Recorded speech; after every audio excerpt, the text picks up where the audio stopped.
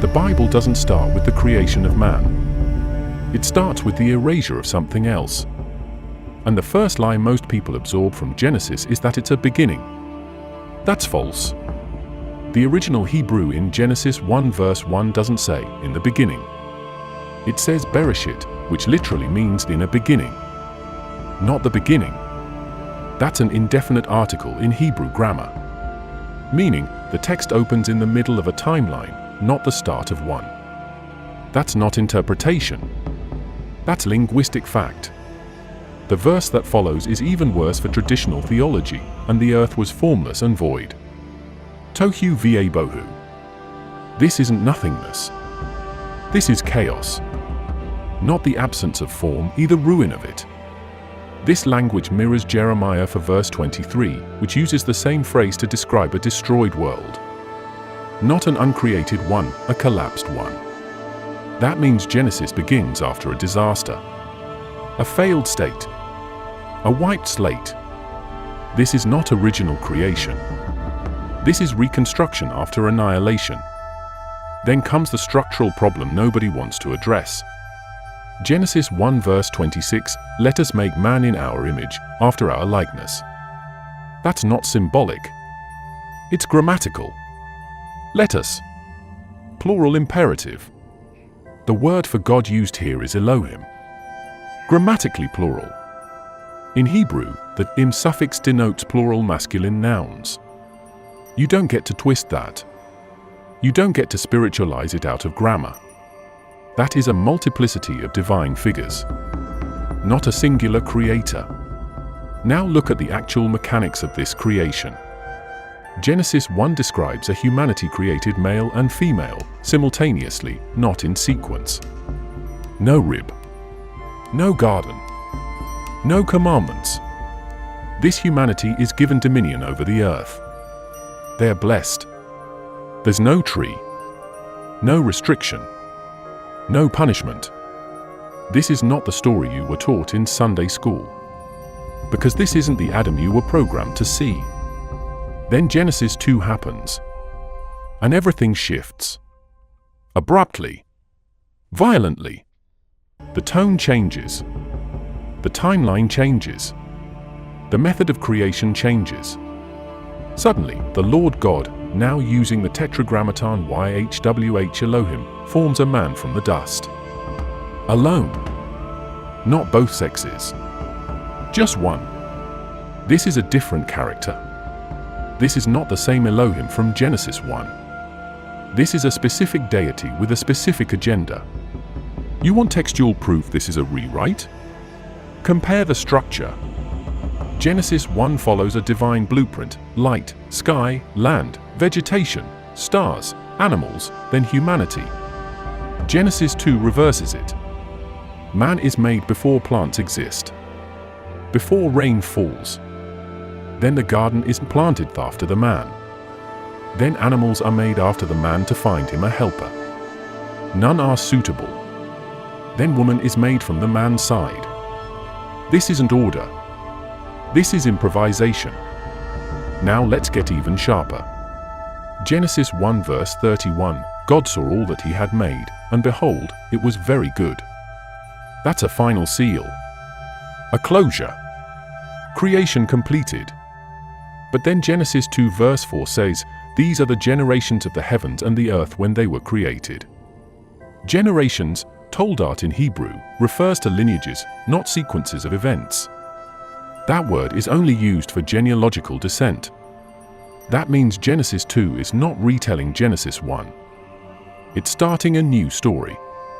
A bloodline story. So what happened between Genesis 1 verse 31 and Genesis 2 verse 4? A deletion. An overwritten template. A controlled demolition of a previous creation. That's not a theory. That's the only way the Hebrew sequencing makes sense. Let's go back to the plural Elohim. The idea of multiple divine beings isn't heresy, it's embedded throughout the Tanakh. Psalm 82 presents a divine courtroom where God stands in the divine assembly, he judges among the gods. Not metaphor. Elohim judging other Elohim.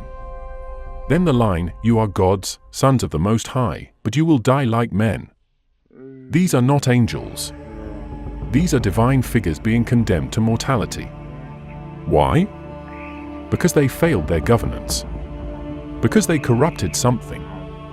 Now return to Genesis 1 verse 26. Let us make man in our image. That was the counsel. That was the decision. But not all agreed. Some wanted a free being. Some didn't. Some wanted obedience. Some wanted autonomy. That wasn't a divine monologue. That was a cosmic negotiation. And this explains why the humanity of Genesis 1 disappears without explanation. It wasn't destroyed by sin. It wasn't cursed. It wasn't exiled. It was replaced. And who replaces them? Adam, a being made not in heaven, but from Adamah, dirt. This is not symbolic humility. This is downgrade. This is limitation. The Genesis 1 humans are made in the likeness of divine beings. The Genesis 2 man is made from mud and put in a garden with rules. That's not ascension. That's captivity. Let's clarify something critical. The word Adam in Genesis 2 is not a personal name at first. It's Ha-Adam, the human. A prototype. Not a character. Not a chosen one. A designed one. Created to obey. Created to serve. And immediately placed under surveillance. The tree of knowledge. The prohibition. The threat of death. This is not freedom. This is containment. That garden wasn't a paradise. It was a lab. And Adam wasn't a partner. He was a test subject. Now look at the omission. In Genesis 1, humanity is given rule over all creatures, dominion over the world. In Genesis 2, Adam is given a single location, a garden, with limited access. From global sovereignty to local subservience. That's regression, not progress. And where did the female go? In Genesis 1 verse 27, male and female are created simultaneously, in divine image. But in Genesis 2, woman is extracted from man. The image is no longer dual. It's secondary. That's not equality. That's hierarchy. The implications are brutal. The first creation was divine. Free. Full. The second creation was engineered. Controlled. Hierarchical. That first humanity? Gone. Without sin. Without rebellion. Without record. It was deleted, not because it failed, but because it wasn't submissive. And that's the creation you were never told about. That's why the Bible doesn't start at the beginning. It starts after the cover-up. We begin with Genesis 6 verse 4. The Nephilim were on the earth in those days, and also afterward, when the sons of God came into the daughters of men. That's not a myth. That's a timestamp. The Hebrew verb tense indicates a pre-existing condition. The Nephilim, literally the fallen ones or the ones who cause others to fall, were already there. Not created in that moment. Not newly introduced. Already on earth. That forces a question: who were they before Adam? Now step outside the canon. The Book of Enoch, preserved in full only in the Ethiopic tradition, describes watchers, a class of divine beings assigned to observe. Not to rule. Not to intervene. But they did intervene. They took wives among the daughters of men. They taught forbidden knowledge. They violated divine boundaries. And they did this before the flood. But here's the part most people skip. Enoch's text claims these beings had been interacting with humanity for generations. Generations, plural, before Noah. That only makes sense if human lineages predate Adamic law.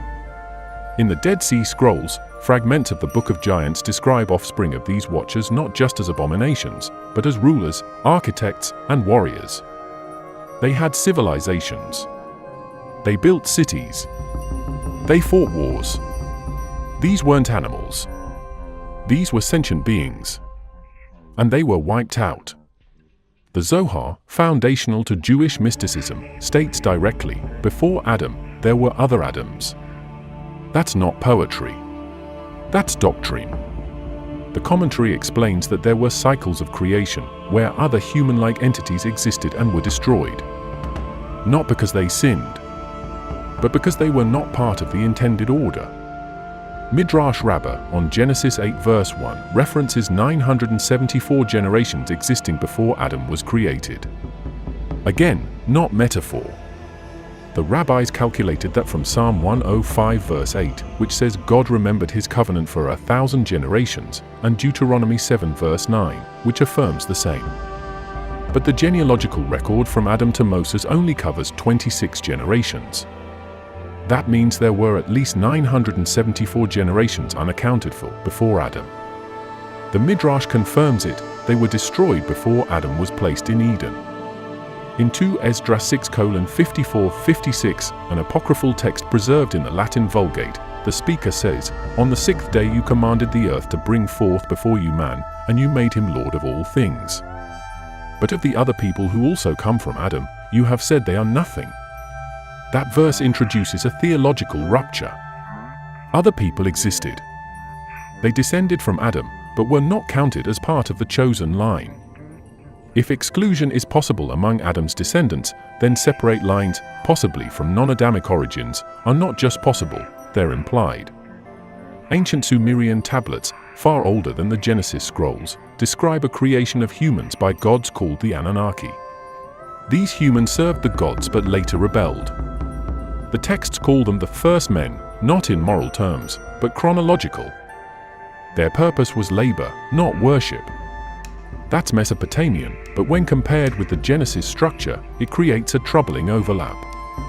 The earliest humans in both systems are designed, not birthed. Placed, not evolved. And removed, not preserved.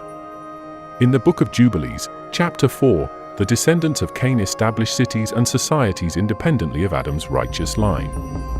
One of Cain's descendants is said to invent tools, metallurgy, and weaponry. Civilization unfolds outside Edenic favor.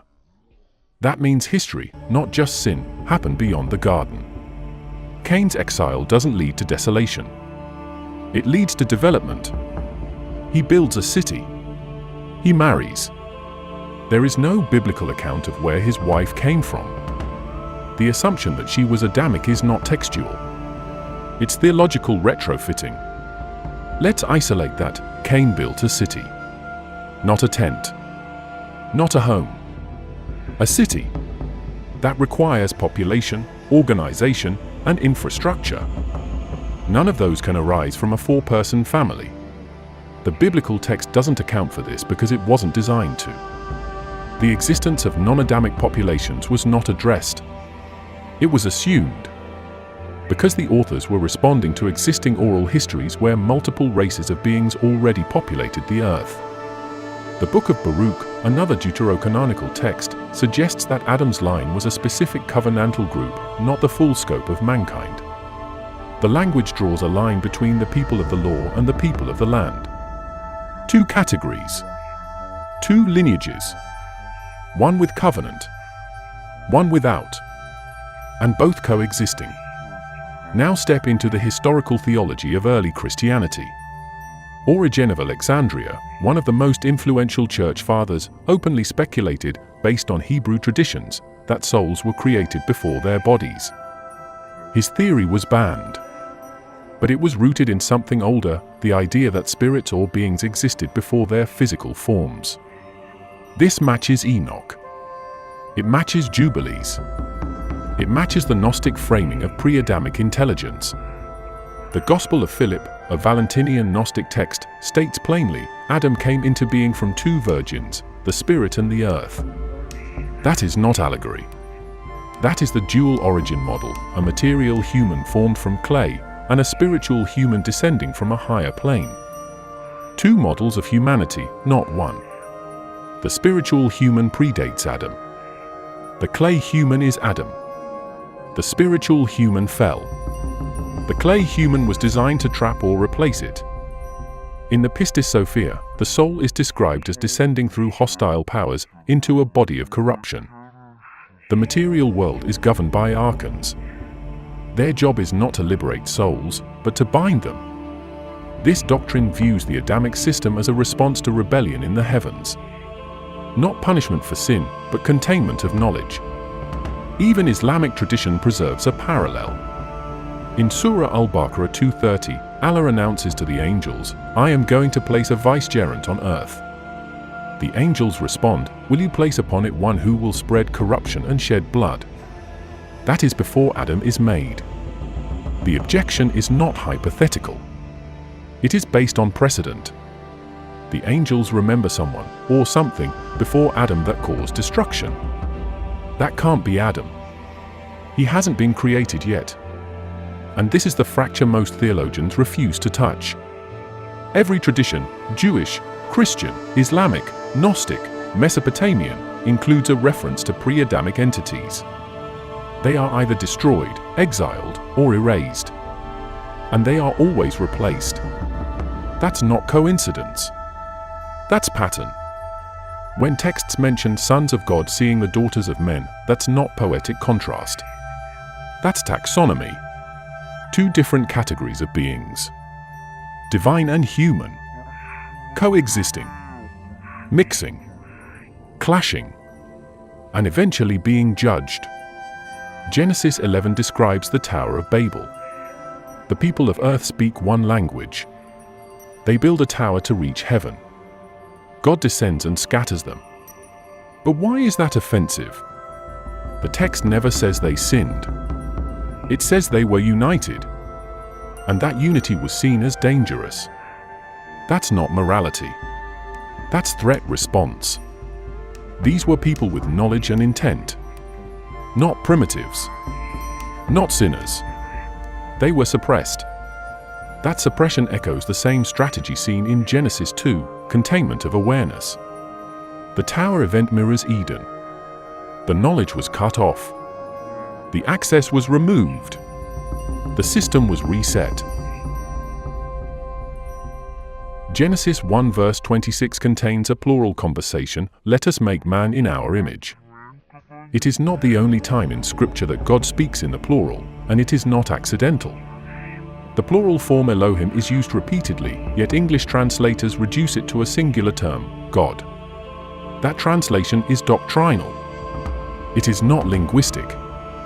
Elohim is the plural of El, and in Hebrew grammar, it means gods. Not metaphorical gods. Not literary devices.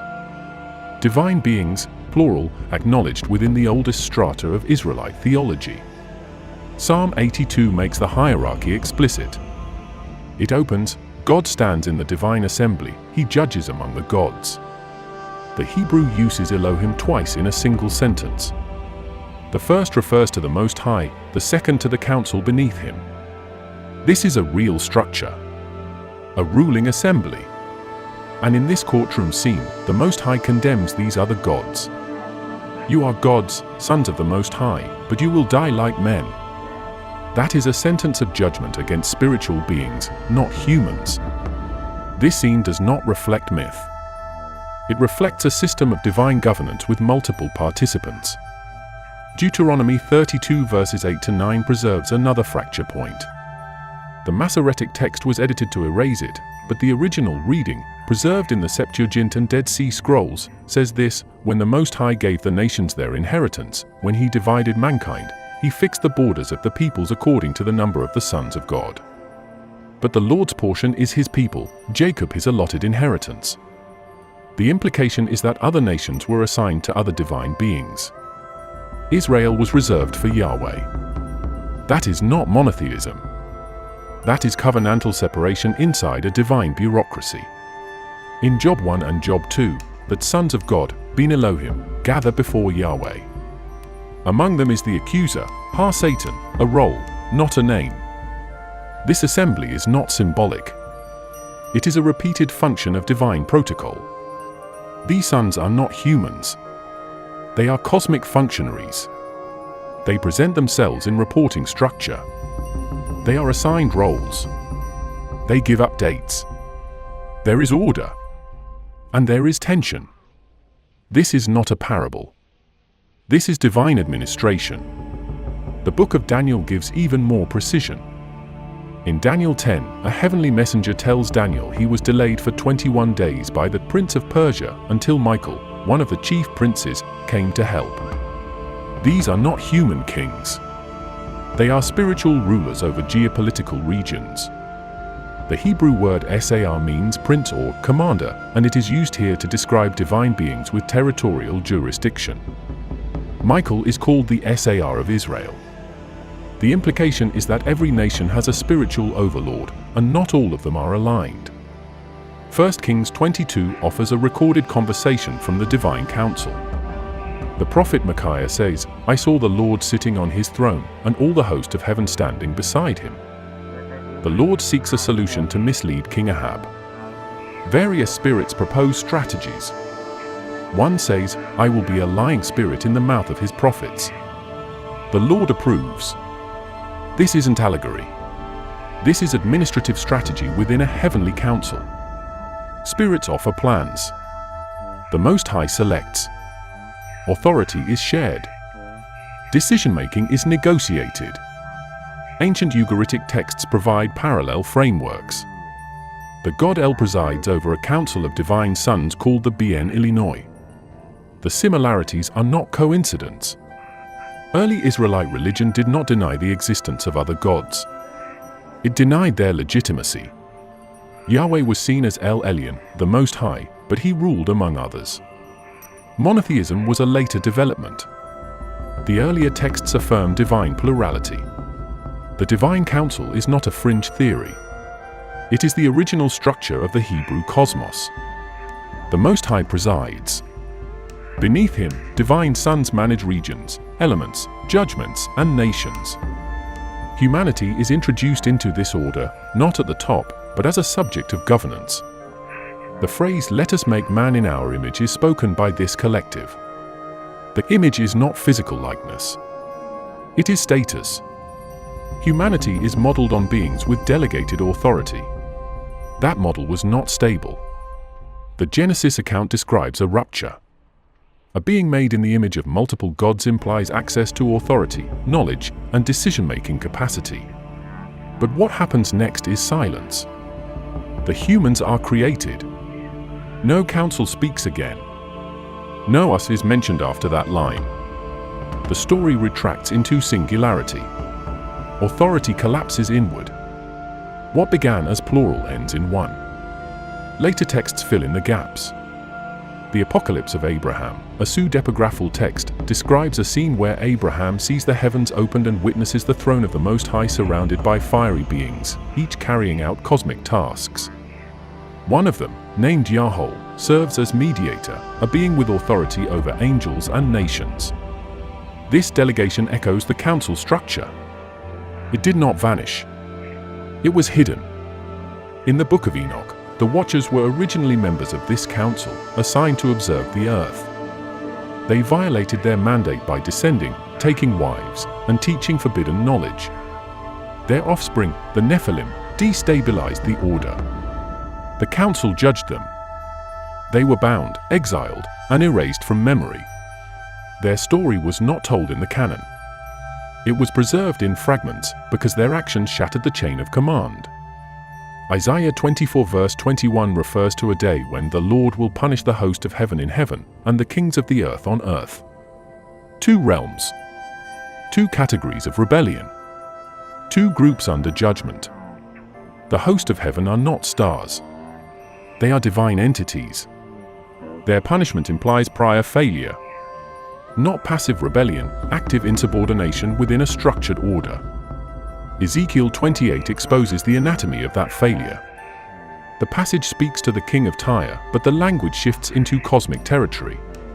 The figure is described as having been in Eden, the garden of God, adorned with precious stones, walking among the fiery stones, blameless until iniquity was found in him. This is not a human king. This is a divine being. The language matches temple imagery and angelic status. The crime is pride. The result is expulsion. The Gnostic texts go further. In the Apocryphon of John, the being known as Yaldabaoth, a blind, arrogant ruler, creates the material world without authority. He says, "I am God, and there is no other." But his claim is a lie. He is a usurper, a false god cast out from the true realm, now posing as supreme. He is surrounded by archons, rulers who mimic the structure of the divine council, but without light. They rule by imitation. They govern by control. In the trimorphic Protonoia, another Gnostic text, the voice of the true divine source says, "They all said of me, 'We are lords beside her.' But they did not know who I was." The rebellion of the false rulers is not based on strength, but ignorance. They operate a broken simulation of authority. The original divine council has been replaced by impostors. Even the Pistis Sophia presents layers of heavens ruled by tyrannical archons. These beings are not demons in the medieval sense. They are cosmic administrators corrupted by ego, by disconnection from the source, and by obsession with hierarchy. They do not seek redemption. They enforce power. The human soul must pass through their realms, stripped of memory, burdened by false laws. The original council was not designed for tyranny. It was a structure of distributed governance. The collapse came when members of that council abandoned their roles and built their own thrones. The plural voice of Genesis 1 disappears because the structure fractures. The fragmentation leads to confusion. Confusion leads to concealment. By the time the canon is closed, the council is no longer visible. But its traces remain.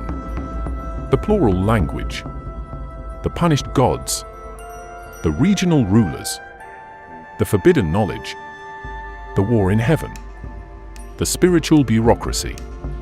All of it points to one conclusion. There were many powers. There was a council. And something happened that silenced them. Before Adam, the oldest texts record a different version of humanity, radiant, powerful, and untethered. These beings were not formed from earth. They were projected from light. Not metaphorical light. Literal language from the Gnostic scriptures, where the original human prototype is described not as a man, but as an archetype. The name is Adamars. The Apocryphon of John documents this being in direct terms. Adamars is formed in the image of the invisible spirit, not in the image of the creator of the physical world, but of a higher, incorruptible domain. He is called the first human and is placed in the eon above, not in Eden. He exists before the formation of the material cosmos. That means Adam, the dust-formed human of Genesis 2, is not the original. He is a response, a replacement. In the same text, the creator of the material world, the one who later appears as the Lord God in Genesis 2, sees Adamars and attempts to replicate him. But he has no access to the divine light. His creation is incomplete. He forms a body, but the body cannot stand. It collapses. It is lifeless. Then, by trickery, he steals power from the higher realm and animates the body. That body is Adam. Not the first man. The first trap. This sequence is confirmed in the Gospel of Philip, where it says that the true human was created in the beginning, but the material man was made as a prison. The terminology used is explicit. The material body is a house of death. It was not intended for divine beings. It was forced onto them. The Pistis Sophia provides further precision. It outlines how souls of light, originating from the treasury of light, were captured by the rulers of the lower realms and inserted into bodies through the process of birth. These souls are fragmented. They are trapped in cycles of rebirth, memory loss, and confusion. Their origin is not from the earth. Their presence in the body is not voluntary. It is punishment. In Genesis 2, Adam is placed in a garden to work it and take care of it. The Hebrew words used, abod and shamar, mean to serve and to guard. These are priestly functions. But they are also the same terms used in Leviticus to describe temple slaves. The garden is not paradise. It is a sanctum of control. The first command given to Adam is a prohibition. Do not eat from the tree of knowledge. The threat is immediate, you will surely die. This is not education. It is preemptive control over consciousness. The gospel of truth states that ignorance was the basis of the fall, not sin. The true human fell into a world of structures built on error. The rulers of this world, lacking true knowledge, imposed laws to maintain their authority. The human forgot their origin. That forgetfulness was designed, not accidental. The expulsion from the light was engineered. In trimorphic protonoia, the first voice declares, "I am the first one who descended. I entered the midst of the darkness. I bore witness to those who dwell in the darkness." This text identifies the descent of the true human into the material world as an invasion. Not a birth. Not a gift. A rescue mission. The material world is portrayed as a realm of counterfeit power. The rulers there mimic the divine, but operate on fear, deception, and punishment. The Book of Enoch supports this cosmology. It details the watchers who descended and taught human secrets from the heavens. These secrets, metallurgy, cosmetics, enchantments, were forbidden not because they were evil, but because they represented autonomy. Knowledge is always punished in these texts. Every time the boundary is crossed, the system reacts with exile or annihilation. This is the context for the Eden story. The serpent does not deceive. He tells the truth, you will not die. You will be like gods, knowing good and evil. The reaction is not divine wrath. It is fear of awakening. Genesis 3 verse 22, "Behold, the man has become like one of us." The counsel is once again implied. The decision is immediate, exile. Not because of sin, because of threat. Adam and Eve now know. That knowledge breaks the structure. In the Testament of Solomon, the demons confess under interrogation that they were once angels who defied divine order. But more interesting are the ones who claim to be the souls of ancient giants, born before Adam, destroyed in the flood, now wandering. They are not metaphors. They speak in detail of their origin, a hybrid race, born from watchers and human women, wiped from the earth, cursed to roam. These beings predate the covenant. Their presence is a memory of a race removed. The Book of Jubilees refers to the Garden of Eden as a holy place, created before the world was made, implying it existed before Adam was formed. The chronology does not align with the Genesis timeline unless another phase of creation, or habitation, occurred before Adam's arrival. That would explain the serpent's awareness, his intelligence, his access. He speaks before humans speak. He interprets before anyone is taught. That's not a snake. That's a survivor.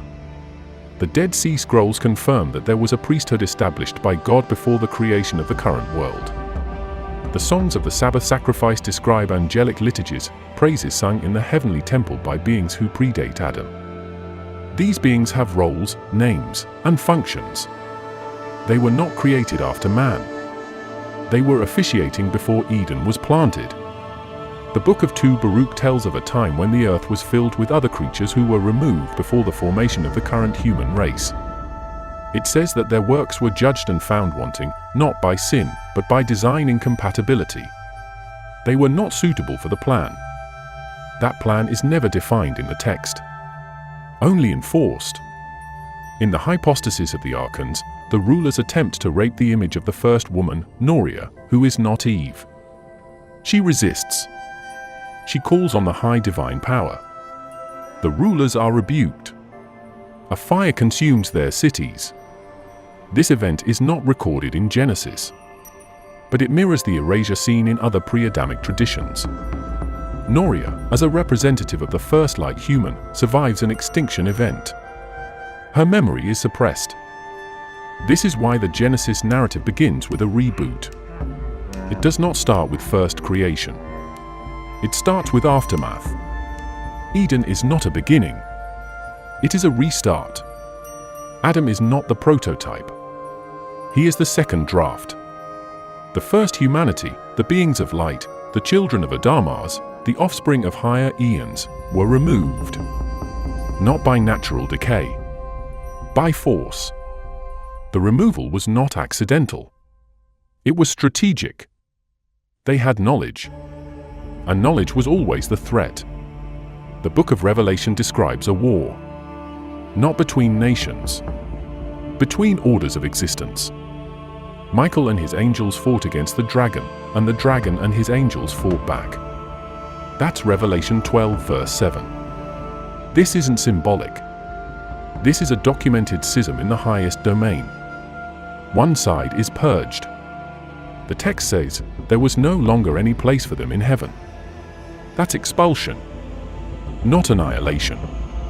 The expelled continue to operate, but in exile.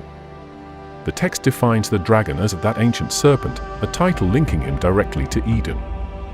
That's not a new character. That's a continuation. The serpent in Genesis was not just a trickster. He was an expelled intelligence, a member of the former divine council. He spoke before man could reason. He argued law before man received commandments. His presence in Eden was not intrusion. It was tolerated until he spoke a truth. Isaiah 14 provides another angle. It speaks of a morning star, Helel ben Shakar, who said, "I will ascend to heaven, I will raise my throne above the stars of God." The text does not refer to Satan by name. It describes a being of high rank attempting to elevate status. The punishment is clear: you are brought down to Sheol. But the offense is not rebellion. The offense is ascension, vertical ambition, unapproved elevation. Ezekiel 28 addresses the king of Tyre, but the language breaks from the human frame. You were the seal of perfection, full of wisdom and perfect in beauty. You were in Eden, the garden of God. The speaker recounts how this being walked among stones of fire, an image consistent with the fiery plains of the heavenly sanctuary. The crime? Violence was found in you, and your heart became proud on account of your beauty. This is not about physical beauty. This is about self-awareness and power. The punishment is expulsion. Again, not destruction. Displacement. In the first book of Enoch, the narrative expands. It documents the descent of 200 watchers, divine beings assigned to monitor humanity. Their leader, Semiaza, initiates a pact. They take wives. They teach secrets. They create a hybrid race, the giants. The offense is not biological. The offense is jurisdictional. The watchers crossed the boundary of governance and entered into participation. The punishment is immediate. They are bound in chains in the abyss, Sheol, until the final judgment. The Book of Jubilees confirms this rebellion. It assigns names to the leading watchers. It documents their teachings, enchantments, astrology, weapon making. These are not demon tricks. These are technologies. Knowledge that shifts power. Knowledge that destabilizes hierarchy. Their punishment is containment beneath the earth. Their children, the giants, are slaughtered. Their spirits, according to Enoch, become the unclean spirits that wander the world. They are not destroyed. They are repurposed as parasites. Gnostic texts present a more surgical diagnosis. In the Apocryphon of John, the being called Yaldabaoth creates without authorization. He produces archons, rulers, to govern realms he does not understand. When he learns of the higher light, he is enraged. He seals the heavens. He installs barriers. He instructs his archons to patrol the gates between dimensions. That sealing is the Gnostic version of the war in heaven. It is not a battle for territory. It is a lockdown, a firewall around truth. In the hypostasis of the archons, the rulers discover that a power greater than them has been planted inside humanity. They fear it. They say, "Behold, Adam has become like one of us." That echoes Genesis 3 verse 22. But in this version, the knowledge inside man is not stolen. It is embedded, planted by a higher order. The war is not external. It is internal. The divine beings now war against a structure they no longer control. The Pistis Sophia introduces a hierarchy of tyrants. 13 realms ruled by archons. Each is obsessed with dominion, with extracting light, with preventing return. These archons are not rebels. They are enforcers. Their systems are prisons. Their tools are deception and law. They enforce reincarnation. They erase memory. They bind consciousness. This is not divine punishment. It is procedural entrapment. And it originates from a fractured council that lost access to the higher eons. In the book of Revelation, the dragon is thrown down. But the narrative doesn't end. He pursues the woman clothed with the sun, who gives birth to a male child destined to rule the nations. This is not Mary. This is not Christ. This is a continuation of the seed war, the conflict between bloodlines, between programmed bodies and liberated spirits. The war in heaven spills into history. The cast-out beings take their battle to the earth. Daniel 10 reveals that spiritual warfare continues in geopolitical terms. The Prince of Persia resists the angelic messenger. Michael, one of the chief princes, intervenes. The messenger says he must now fight the Prince of Greece. These are not men. These are the same expelled powers operating through human systems. Their presence explains the chaos of nations. Their strategy is not chaos. It is control. They operate through law, empire, religion, and ideology. Their allegiance is not to heaven. It is to the structure of power that replaced it. In 2 Baruch, the seer is told that the Most High made the world for the sake of many, but the world to come for the sake of few. That division reflects 2 systems, one corrupted, one hidden. The current world is ruled by the expelled. The coming one is ruled by the redeemed. That division is not moral. It is structural. The war in heaven created 2 orders of creation, one sealed, one awaiting reentry. In Origen's Contra Celsum, early church father Origen admits that the world is filled with spiritual rulers assigned to govern different regions, and that many fell into corruption. This theology was erased after the rise of institutional orthodoxy, but it reflects the earliest Christian cosmology, layered heavens, multiple rulers, and a spiritual caste system fractured by rebellion. The Testament of the 12 Patriarchs, a set of intertestamental texts, records the patriarchs warning their descendants not to be seduced by the spirits of deception, who were once glorious but now roam the earth seeking hosts. These spirits are not metaphorical. They are named. They are localized. They are active. Their fall is recorded as historical. Their influence continues through possession, addiction, war, and false prophecy. The Ascension of Isaiah describes how Isaiah sees the layers of heaven, and in each one, he meets beings who refuse to glorify the Most High. These are not atheists. These are administrators. They guard each realm. They interfere with ascension. They monitor movement between planes. This is not myth. It is an organizational chart.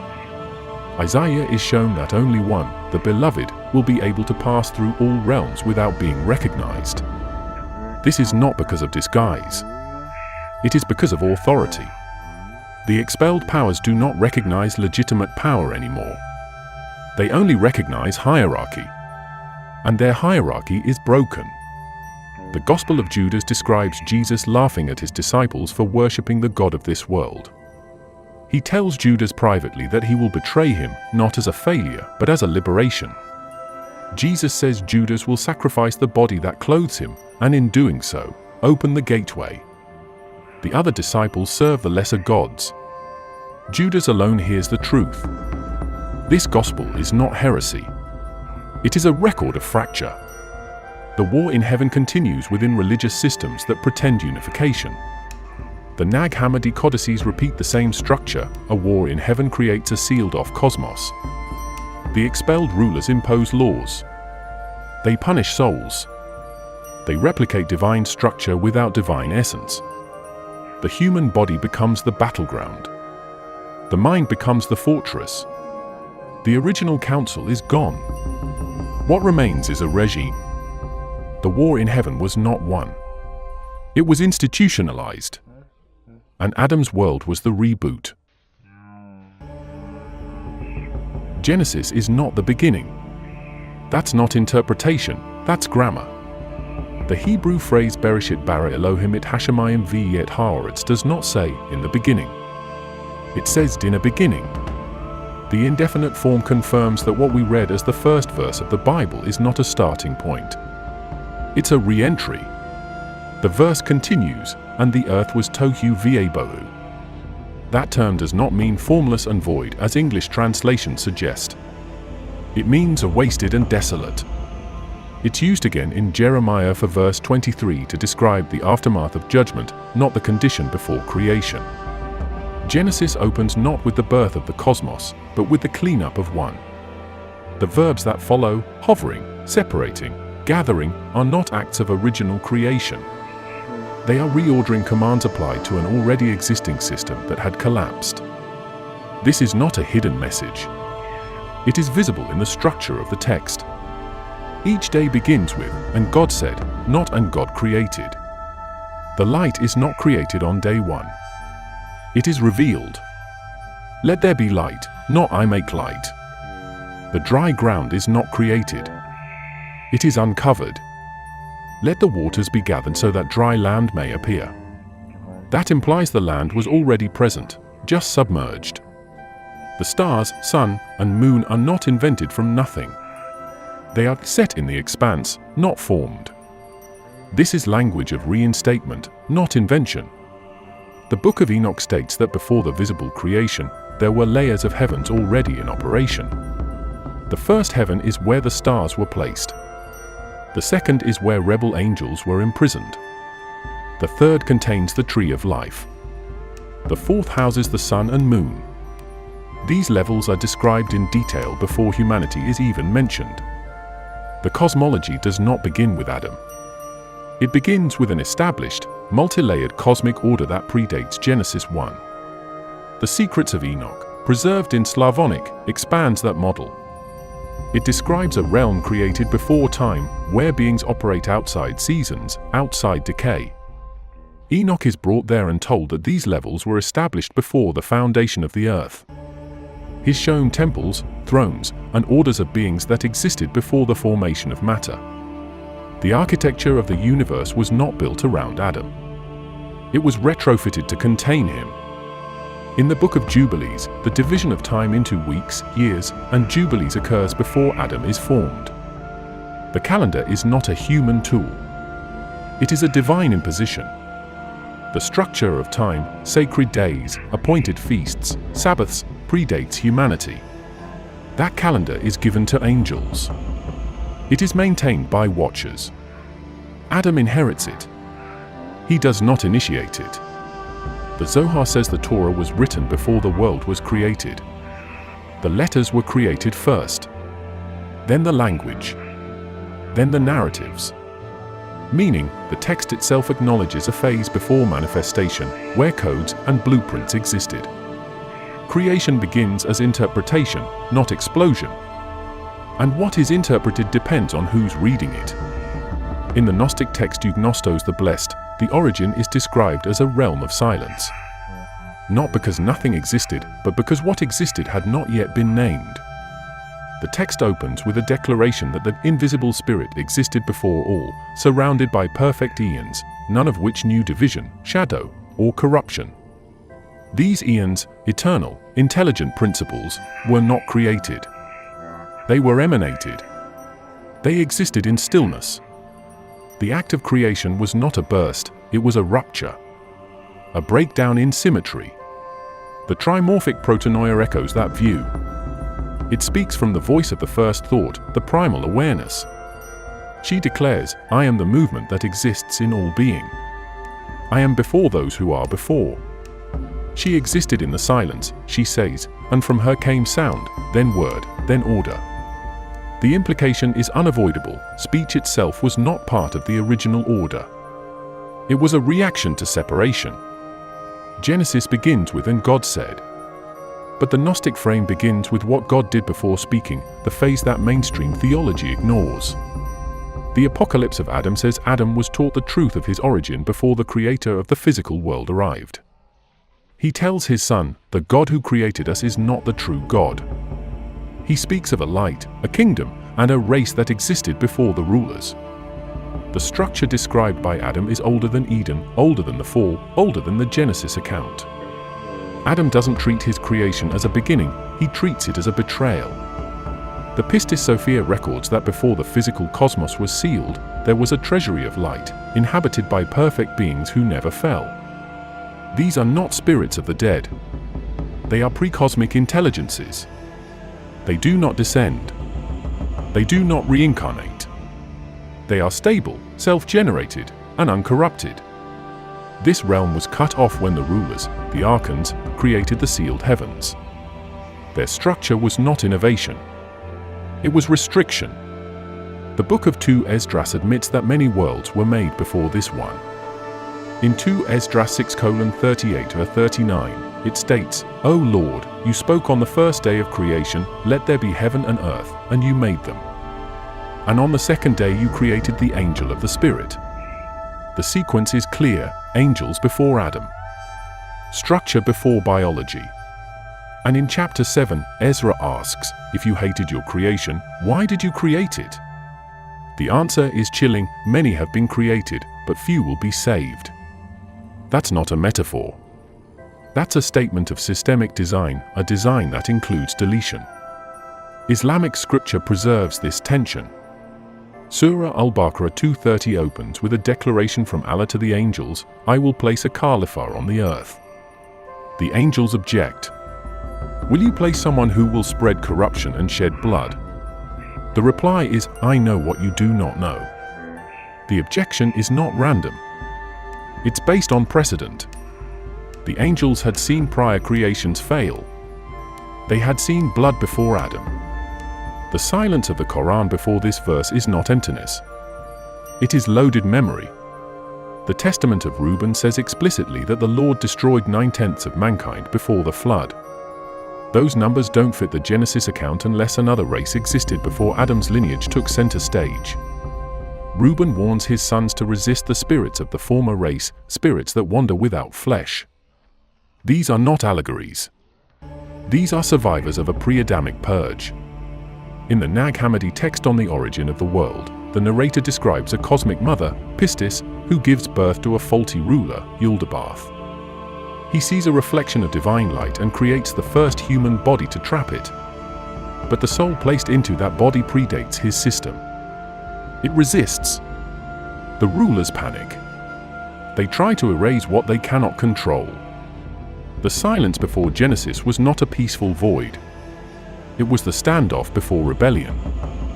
Before let there be light, there was already structure, already knowledge, already presence. The creator of the physical universe did not emerge from nothing. He operated on a stolen pattern. He built on ruins. He hid what came before. And then he called it the beginning. Thank you for watching.